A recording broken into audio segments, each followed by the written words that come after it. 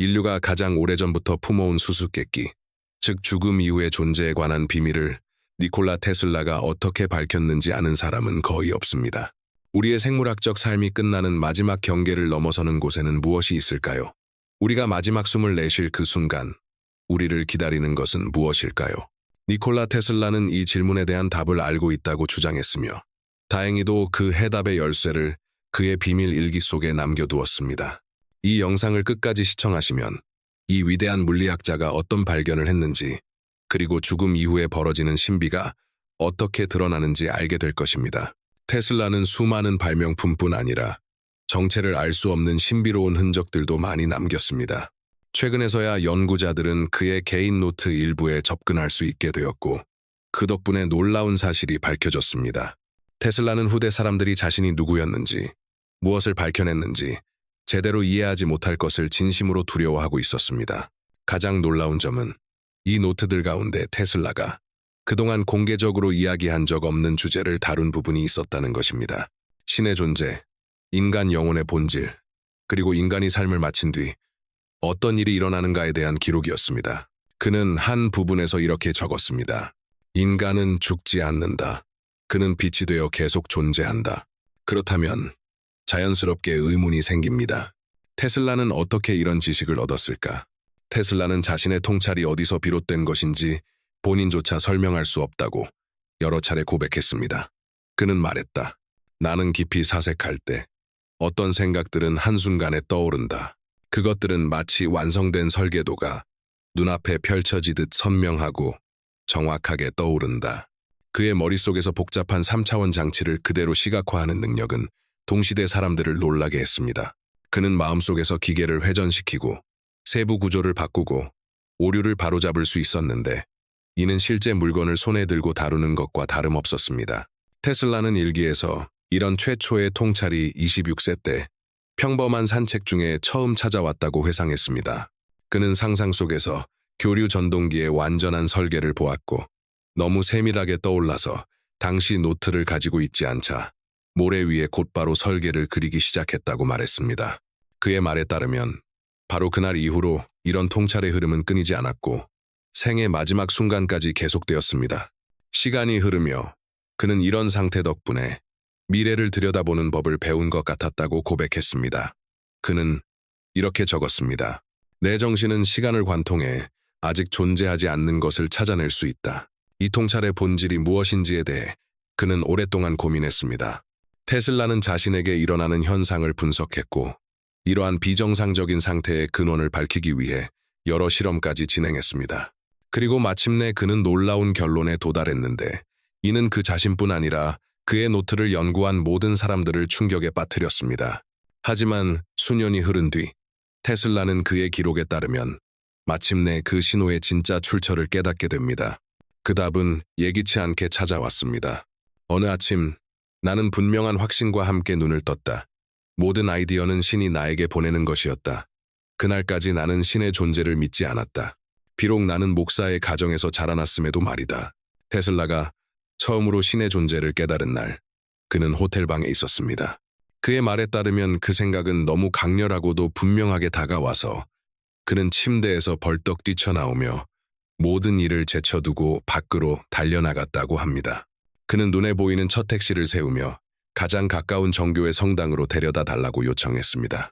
그는 일기에 그날을 두고 내 삶에서 단 한 번도 느껴보지 못한 내면의 충격과 절대적 명료함이 동시에 찾아온 순간이었다고 적었습니다.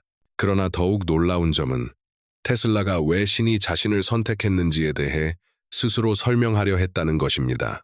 오랜 세월 동안 확고한 회의론자로 살아온 과학자의 삶을 걸어온 그가 말입니다. 그는 이렇게 썼습니다. 과학은 특허권자나 특정 국가를 위해 존재하는 것이 아니라 인류 전체를 위해 봉사한다. 나는 신앙이 없었음에도 올바른 길을 걷고 있었다.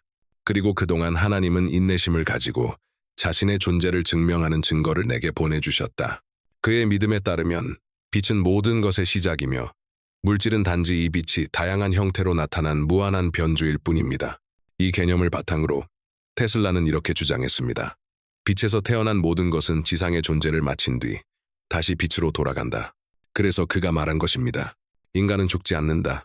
인간은 빛이 되어 처음의 모습으로 존재를 계속할 뿐이다. 그는 비밀 일기에 사람들이 핵심을 이해하기 바라는 마음으로 다음과 같은 문장을 남겼습니다. 우리 모두는 서서히 불멸의 빛이 되어갈 것이다.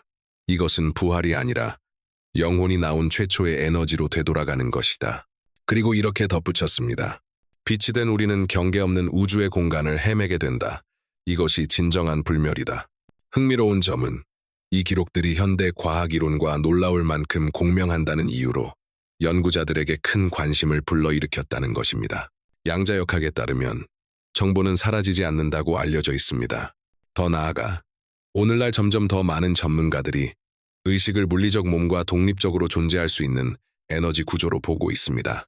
테슬라의 일기를 연구한 몇몇 과학자들은 그가 20세기와 21세기의 여러 중요한 발견들을 직관적으로 예견했다고 결론 내렸습니다.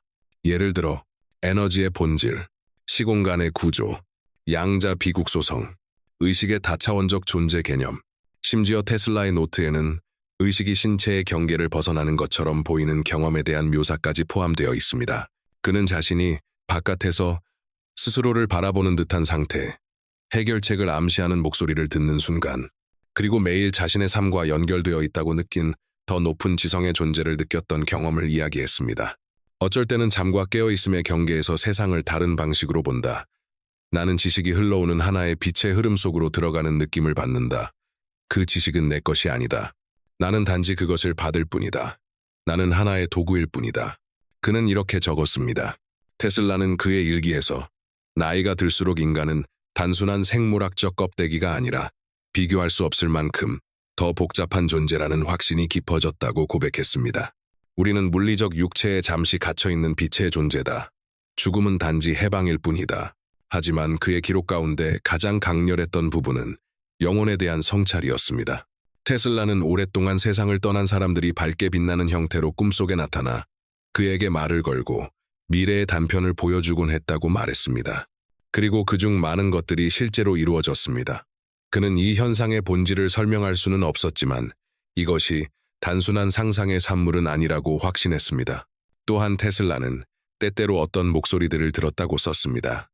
그의 말에 따르면 그 목소리는 외부에서 들려오는 것이 아니라 마치 공간 그 자체에서 울리는 듯한 느낌이었다고 합니다. 이 목소리들은 인류의 근본적인 발견으로 이어질 해결책들을 제시해주곤 했습니다. 과학자인 그는 이런 순간들에 자신의 정신이 하나의 근원, 즉 모든 것이 태어나고 결국 다시 돌아가는 태초의 빛과 연결되어 있다고 강하게 느꼈다고 말했습니다. 그의 일기에서 가장 특별한 부분 중 하나는 순수한 에너지로 이루어진 존재들과의 만남에 대한 묘사였습니다. 그는 그들을 일반적인 의미의 외계 존재라 부르지 않았습니다. 그는 그들을 시간 바깥에서 존재하는 지적 빛의 구조체라고 설명했습니다. 테슬라에 따르면 이 존재들은 지식을 의식 안으로 직접 전달할 수 있는 능력을 가지고 있었습니다. 일기에는 다음과 같은 문장이 남아 있습니다. 젊었을 때 나는 내 생각들이 내 정신의 산물이라고 믿었다. 그러나 이제 이해한다. 생각은 메시지이다. 우리는 신호를 받는 안테나처럼 그것을 받아들일 뿐이다. 우리는 빛이 물질 세계의 모습을 드러내기 위해 사용하는 도구다.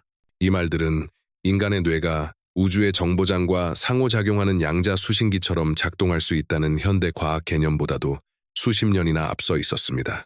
시간이 흐르면서 테슬라는 깊은 확신에 도달했습니다. 죽음 이후에도 의식은 사라지지 않는다. 단지 더 높은 형태의 존재로 전환될 뿐이다. 그는 이를 물질로부터 해방된 불꽃이 본래의 근원, 즉 무한한 빛의 바다로 돌아가는 것에 비유했습니다. 우리는 자신을 낳은 빛으로 되돌아가는 파도와 같다. 이것은 끝이 아니다. 전환이다. 연구자들을 더욱 놀라게 한 점은 테슬라의 말이 임사체험을 한 사람들의 증언과 놀라울 정도로 일치한다는 것이었습니다. 많은 임사체험자들이 밝은 빛을 향해 이동하는 느낌, 해방감, 조건 없는 사랑, 그리고 모든 존재와의 하나됨을 묘사했습니다. 테슬라 자신은 그런 경험을 한 적이 없음에도 오직 자신의 비전과 갑작스러운 통찰만으로 같은 내용을 기록했습니다. 그의 일기 마지막 부분 중 하나에서 그는 중요한 결론을 내립니다. 죽음은 소멸이 아니라 깨어남이다. 진짜 죽음은 자신이 누구인지 모른 채 살아가는 삶이다. 그는 인간을 세상과 세상 사이를 여행하는 존재로 묘사했습니다. 우리는 지식, 경험, 진실을 발견하기 위한 짧은 여정을 위해 잠시 육체라는 껍데기에 들어오며 그 여정이 끝나면 시간도, 고통도, 두려움도, 물질의 붕괴도 존재하지 않는 태초의 빛의 세계로 돌아간다는 것입니다. 오늘날 많은 과학자들, 물리학자들, 양자 정보 이론 전문가들, 신경생물학자들은 의식이 실제로 우주의 근본적 요소일 수 있으며 단순히 뇌의 산물이 아닐 수 있다는 증거를 점점 더 많이 찾아내고 있습니다. 이러한 흐름 속에서 테슬라의 생각은 더 이상 이상하게 보이지 않습니다. 오히려 예언적으로 보이기 시작합니다. 일기의 마지막 부분에서 테슬라는 단순하면서도 깊은 통찰을 기록했습니다. 나는 빛이 신의 한 형태라는 것을 이해했다. 우리가 빛이 될 때 우리는 집으로 돌아가는 것이다. 니콜라 테슬라가 누구였든 천재, 예지자, 혹은 남들보다 더 멀리 본 사람이었든 그의 말은 우리에게 가장 근본적인 질문들을 다시 생각하게 만듭니다. 마지막 숨 너머에는 무엇이 있을까? 우리의 의식은 어디로 가는가? 그리고 우리는 정말로 잠시 육체에 갇혀있는 빛의 존재인가? 그 답을 각자는 언젠가 알게 될 것입니다. 하지만 지금 우리는 역사의 가장 위대한 지성 중 한 명의 시선으로 죽음의 신비를 들여다볼 기회를 얻었습니다. 이 주제가 마음에 와닿았다면 좋아요와 구독을 눌러주시고 여러분의 생각을 댓글로 나눠주세요. 시청해주셔서 감사합니다. 모두에게 따뜻함과